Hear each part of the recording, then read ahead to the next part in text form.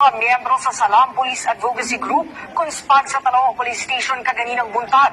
Ang mong grupo mutabang sa pagbantay o pagpabiling luwas o hapsay sa ilang lugar. Mapasalamatan ng kapulisan sa maong mga volunteer. Ani ang report. 40 ka mga miyembro sa Salam Police Advocacy Group konspag sa Talawa Police Station ang nanumpa kaganinang buntag nga mutabang sa pagbantay o pagpabiling luwas o hapsay sa ilang lugar.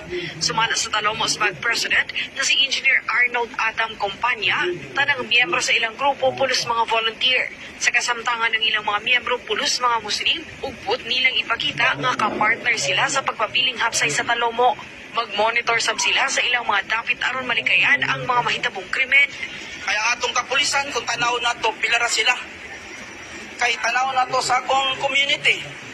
Karon panahon na, daghan na ang mga penetrators nga dili maayo. Gipasigar mo sa binuo ni PRO 11 SMAG President Retired Police Master Sergeant Tahanor Ahmad nga ang maong grupo aktibo sa pag-apil sa kalihukan sa mga komunidad bisan og wala pa sila nakapanumpa.